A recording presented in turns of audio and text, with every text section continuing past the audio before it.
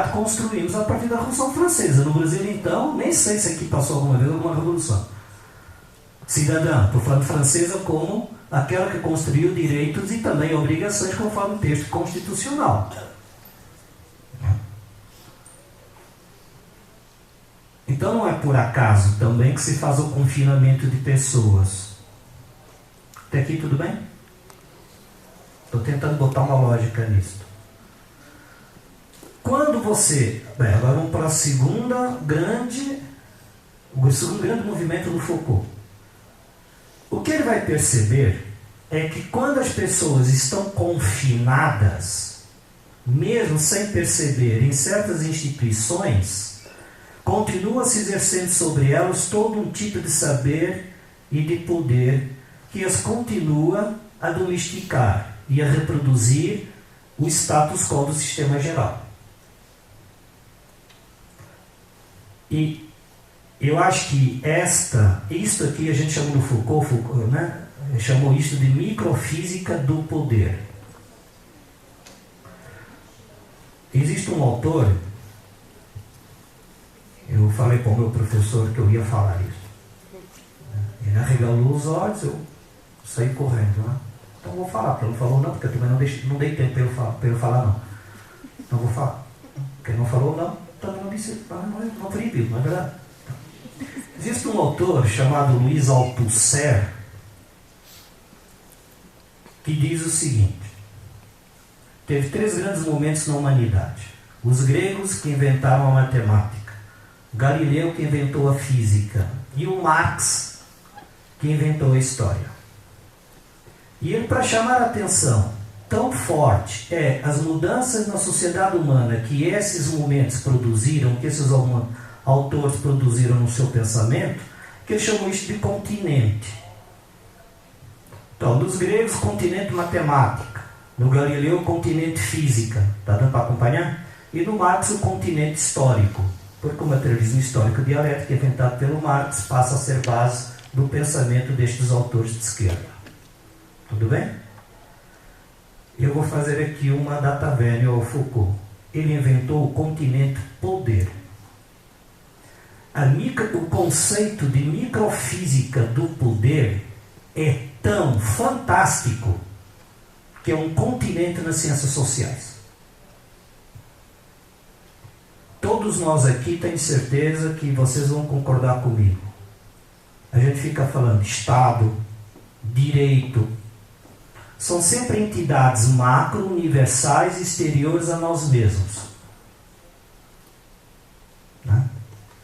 E o Foucault vai dizer, o Estado não é aquele Estado. O Estado é o hospital. O Estado é a prisão. Mas não é porque a prisão ou o hospital é uma extensão do Estado, uma instituição estatal. Não é isso. Vamos dar exemplo. Qualquer hospital privado, sei lá, um hospital qualquer privado é um lugar onde se reproduz um saber-poder. Obviamente que ele trabalhava num hospital psiquiátrico, que para ele era muito mais claro. Tá certo? Quer dizer, o que se faz e ainda se continua fazendo, e certas práticas ressuscitadas para se exercer este poder sobre pessoas doentes mentais, que na verdade o Foucault chega à conclusão que nem doentes são. A domesticação chegou a tal ponto no nosso universo, né, que a gente chama de democracia, que é uma prática corriqueira qualquer pensamento crítico ser considerado ou ilegal ou doente. E aí as grandes instituições, ou é a prisão ou é o hospital psiquiátrico. Se for menor, vai para a casa de correção. Né? Casa fundação. Eu errei o nome, foi sem querer. Né? E eu não vou me alongar, mas entendam. Existem 2 tipos de instituições sociais que fazem este trabalho. E essa classificação não é do Foucault, é do Althusser. Por isso que eu até usei ele para dar aquele outro exemplo. O Althusser diz o seguinte: existem os aparelhos ideológicos de Estado e os aparelhos repressivos de Estado. Os repressivos nós até reconhecemos relativamente rápido. Por exemplo, a polícia, né? O exército. Os ideológicos é que é um problema. E o Foucault vai dizer, a maioria da domesticação colocada na mente das pessoas pelo poder não está aparente, o que significa que não está nos aparelhos repressivos de Estado. Está nos aparelhos ideológicos de Estado. Por exemplo, família. A igreja, a escola, o clube. Aqueles lugares onde o Estado não pode ou não lhe interessa entrar com a sua força explícita, repressiva, ele delega esta mesma repressão, só que agora de forma simbólica, ideológica. E não é à toa, tudo bem aqui? E não é por acaso que o Foucault deu origem a toda uma sequência de pensadores sobre a pedagogia, dizendo que é na escola que está o maior controle e domesticação das mentes humanas. Porque uma criança recebe tudo, indefesa, né? Totalmente vulnerável. Por exemplo, Bourdieu, Michel Certeau, são autores que vão continuar esta ideia dos aparelhos ideológicos e perceber como exatamente naqueles lugares onde nós menos acreditamos que existe um saber sendo usado pelo poder, é exatamente ali naqueles lugares é que este poder melhor se exerce. Porque ali as pessoas não percebem, não acreditam que está sendo exercido poder sobre elas. Nenhum filho acredita que o pai está o dominando. Nenhum aluno acredita que o professor lhe passa ideologia. Mas ainda que não queira passar, passa. O que pode mudar é a forma e a preocupação ética que ele tem na hora de passar. Mas todo saber é poder. Portanto, quando você passa para alguém que vai aprender, você está passando um repertório, uma agenda de valores, interesses, conhecimentos que têm objetivos específicos.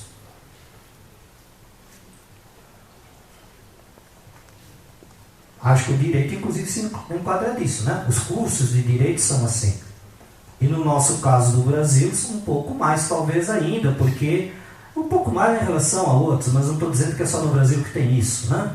Na verdade, estou falando aqui universalmente. A sociedade moderna e pós-moderna, a sociedade contemporânea construiu isso a partir do século XIX. A microfísica do poder. Isso não é só nosso, né? Então a gente tem que se perguntar, nós estamos num congresso de direito para produzir conhecimento, para instigar os senhores a fazerem pesquisa, o que significa, né, provocar os senhores a se interessarem por coisas interessantes dentro da área do direito, no nosso caso aqui do direito. A dogmática jurídica não vai falar isso para vocês. Não vai. E assim, e não vai e nem pode. Porque os senhores vão ser avaliados por essa dogmática. Assim como eu, como qualquer um de nós. Todo dia, toda hora, cada segundo das nossas vidas, nós somos avaliados e relacionados através de saberes. Não tem nada errado o professor virar e dizer, anota o que eu estou falando, porque é isso que a OAB vai te perguntar e é assim que você tem que responder. Tem nada de errado nisso. Para o Foucault, está tudo errado. Entenda. Eu vou dar aqui um exemplo que os meus alunos sabem. E todos aqui, acho que aqui que estão me olhando, já foram meus alunos pelo menos uma vez. Doutrina majoritária. Você se encolhe todo na cadeira quando fala isso pra gente, né?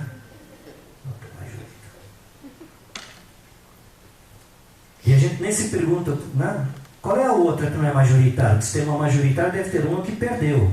Eu posso conhecer a que perdeu? Pelo menos uma. Eu posso até nem gostar, nem optar por ela. Mas eu posso conhecê-la? Não. Aliás, nem sabemos mais. Eu já tive um aluno que fez um TCC sobre isso. A doutrina majoritária era a própria lei. Depois teve um que fez jurisprudência. A jurisprudência era a lei. Eles equipararam a própria normatividade. De tal peso tem a tal da doutrina majoritária. E que não é igual. Porque a doutrina majoritária do Rio Grande do Sul no nosso país não é igual à doutrina majoritária de São Paulo. Para muitos aspectos. Muitos. Tudo bem, vocês não vão fazer a OAB no Rio Grande do Sul, eu entendo. Mas até onde eu sei, a OAB, estou errado, a OAB é nacional, não é, Larissa? Ah, tá, só para eu entender.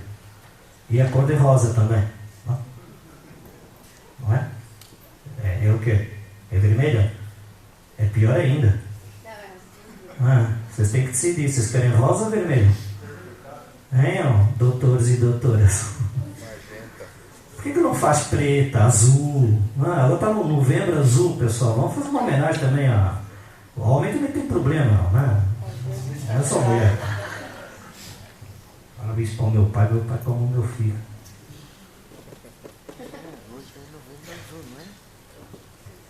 Tem várias doutrinas majoritárias no nosso país.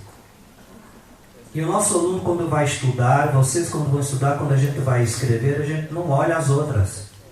Eu só estou tentando dar exemplo, estou falando de justiça, não? Por que isso acontece? Voltando. Porque o poder não é o poder centralizado no Estado.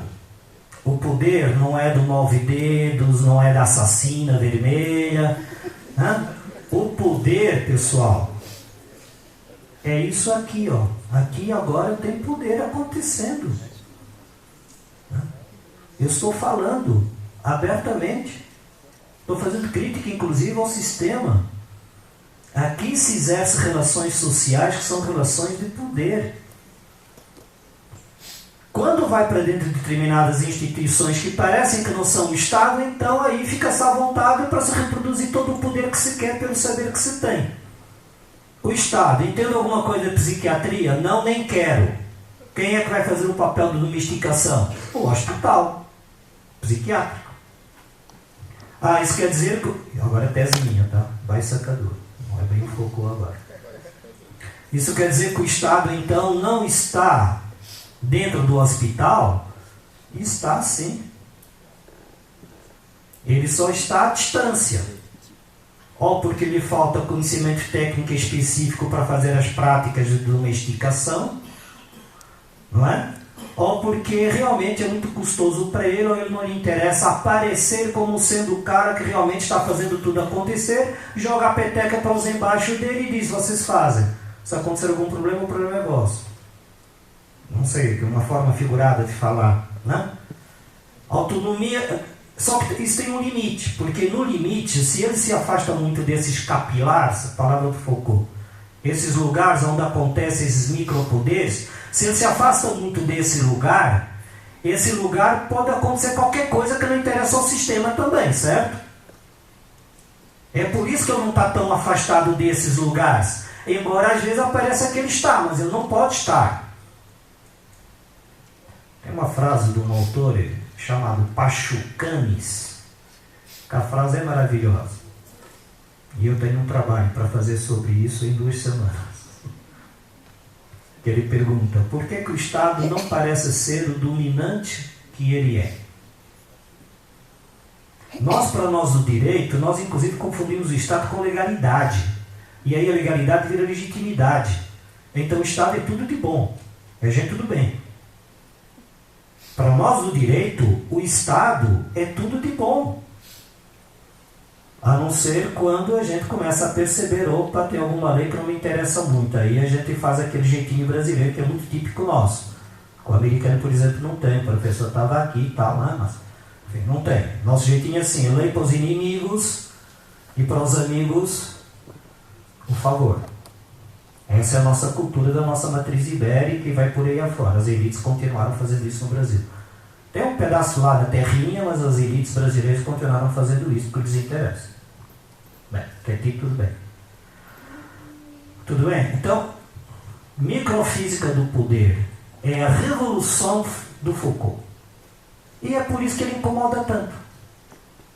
Foi por isso que ele incomodou tanto e continua incomodando. Porque no fundo, no Foucault, tudo vira uma questão de relação entre saber e poder em qualquer lugar que a gente estiver. Então não se iluda, não vai mudar pelo Estado. O Estado não é o Satã, o Estado não vai mudar, não é o direito que faz acontecer, nem deixa de fazer acontecer. Está acontecendo em cada lugarzinho que nós estamos. Nas instituições que nós estamos diariamente, mas também nas nossas relações diretas. Nas nossas relações diretas, tá certo? Porque senão a gente vai falar, eu faço isso porque o meu patrão me obriga. Bem, deve ser verdade. Mas também deve existir um limite para você ser você mesmo, ou não? Talvez não dê para ser agora, mas dá para planejar ser daqui a um tempo? Não é? Então também não é, quer usar aqui uma expressão chula, não é para sair dando tiro para tudo quanto é lugar também, não é isso. Não é? O que o Foucault diz é, todo ser adulto minimamente letrado vai perceber em algum momento que ele não está fazendo a vida do jeito que gostaria, porque ele é mais um instrumento e mais um artifício de um grande sistema, que também não está presente como grande sistema o tempo todo, mas aparece dentro das pequenas instituições e aparece nas próprias relações. Eu não sei, eu vou tentar aproximar um pouco a antropologia brasileira para trazer isso para nós.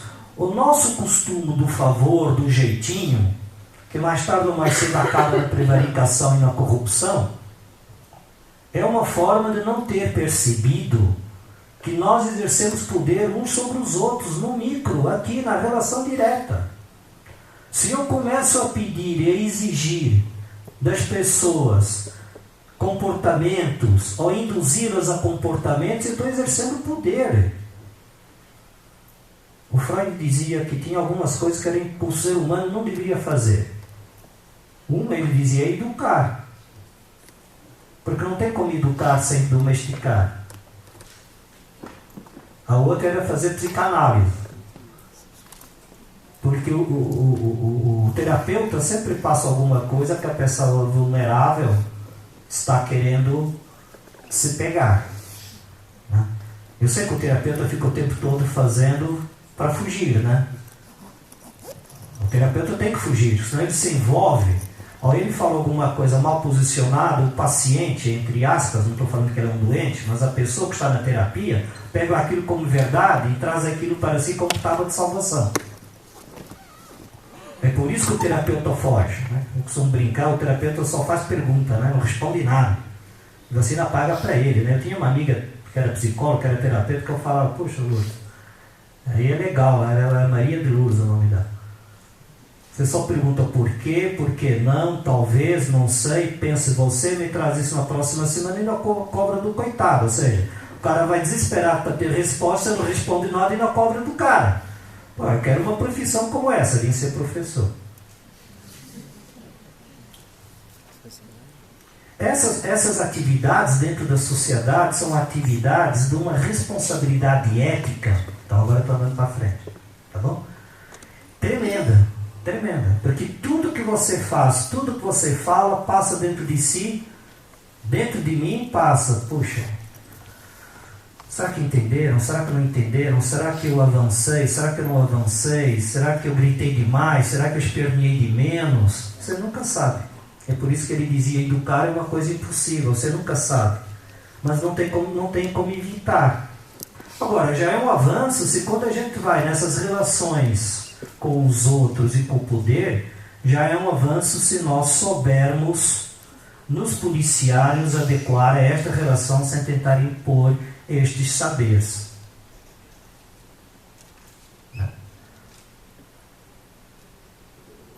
judiciário, as pessoas não vão ao judiciário por causa de justiça.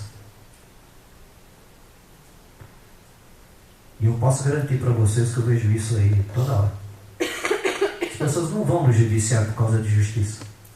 As pessoas vão buscar o seu quinhão da Revolução Francesa que até hoje não se implantou no Brasil. Ou, em outras palavras, onde está o meu? Não é, essa não é a ética do direito. Aquela coisa, né, que os gregos construíram, tentaram construir, depois os romanos chupinharam deles, aproveitaram algumas coisas e foi mudando, aí veio a propriedade privada, a coisa foi para o império, etc. Mas de qualquer forma, nós não temos... então eu quero terminar, né, já estou encaminhando aqui para o fim, mas eu quero terminar, estou falando isso para fazer a seguinte ponte. Né? Quando as pessoas... Não sei se eu consigo colocar isso para vocês de outra forma. É que falta falar do conceito de cuidado de si. Quando as pessoas se dão conta deste processo, né, que as induz, que as domina, que as vai explorar mais tarde ou mais cedo, que lhes cobra uma contrapartida de algum favor, de alguma, enfim, de alguma relação. E as nossas relações no dia a dia, a gente não pode fugir delas, né? Tem algumas que você pode, tem algumas que não pode. Se o policial mandar você parar, você para, você não tem como fugir dela. Né? Dificilmente no sistema em que nós vivemos, um policial vai entender Foucault. O que eu quero evitar, o que eu queria deixar para vocês, o que eu queria evitar é achar que essa é a única maneira possível de existir policiais. Me desculpe, eu estou usando isso aqui como exemplo porque eu ainda estou muito impactado, enfim, pela existência das coisas. Mas não é impossível no Foucault imaginar uma sociedade em que a autoridade, vamos dizer assim, esteja muito mais no sentido de compartilhar uma experiência do que impor a experiência alheia sobre ti. O Foucault era um otimista, eu não era um pessimista. Muita gente acha ele pessimista, eu não é pessimista. Eu acho que o Foucault acreditava que se nós pudéssemos reconhecer, o problema é a gente reconhecer as relações que estabelecemos. Se pudéssemos reconhecer essas relações como não sendo instrumentos de dominação pelos conhecimentos que temos, mas que o conhecimento pudesse ser em cada um de nós compartilhado para todos, de uma forma honesta, transparente, já que é impossível não dizer o que eu acho. Como o professor fala, eu acho, a gente acha que esta é uma forma de dizer, eu estou dizendo que é A.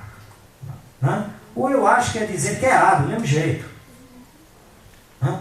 É só uma forma polida de etiqueta de não querer aparecer como sendo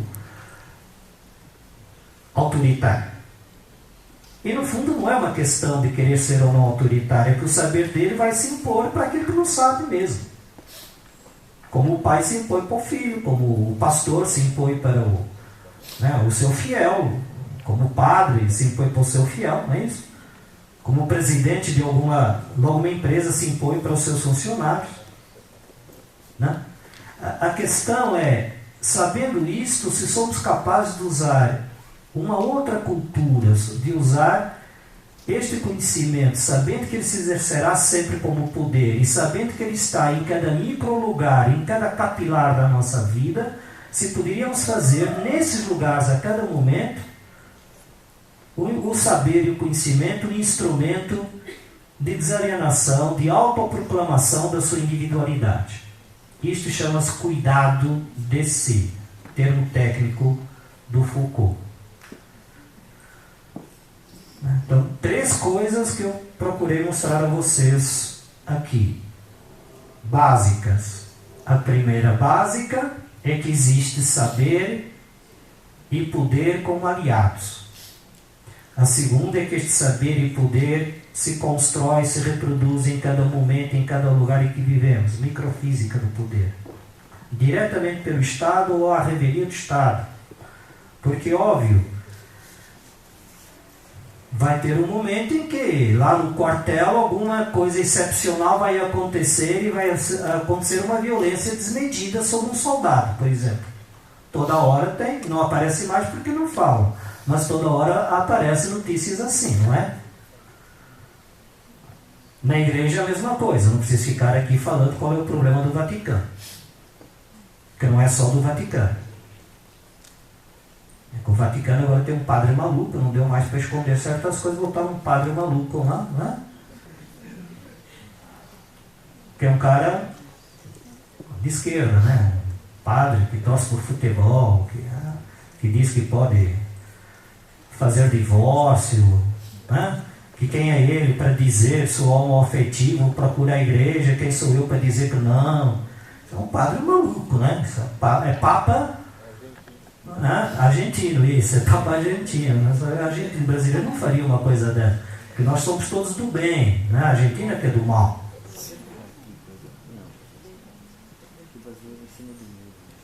Né? Tem um autor, tudo bem, gente? Então, saber poder, microfísica do poder e cuidar de si. Deixa eu só falar só mais um segundinho sobre o cuidar de si. Cuide da sua vida.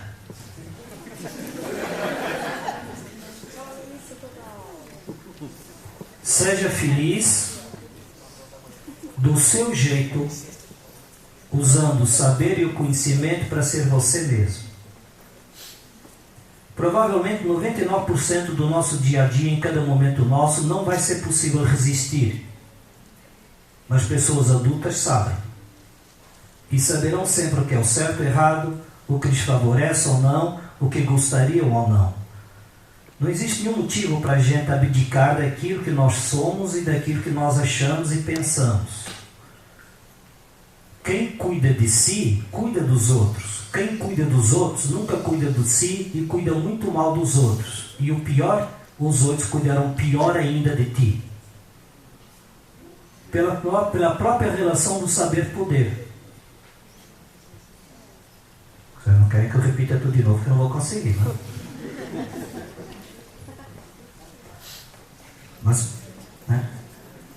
Se você não cuidar de si, você não cuida dos outros adequadamente. Ora, se você passa a vida inteira achando que você tem que agradar a tudo e a todos, você não está cuidando de si, está cuidando dos outros. O que é que os outros acham de ti? Esse cara não tem personalidade. Quando eles responderem para ti, te respondem te domesticando. Era tudo o que o sistema queria. Inverta. Cuide de si, não se meta na vida dos outros. Para nada. No limite em que vierem mexer com a sua forma e com o seu cuidado. Isso é Kant, né? Aliás, o Foucault gostava do Kant, e é isso que eu acho engraçado, quando ficam falando coisas do Kant, eu fico pensando, como é que o Foucault podia até gostar daquele texto lá, o que são as luzes, né? O Aufklärung, o que é o conhecimento iluminista, né? O que é razão instrumental, razão objetiva, né? Quem viu Kant aí comigo deve lembrar um pouco disso. Viu, pessoal? Então, Kant, tá?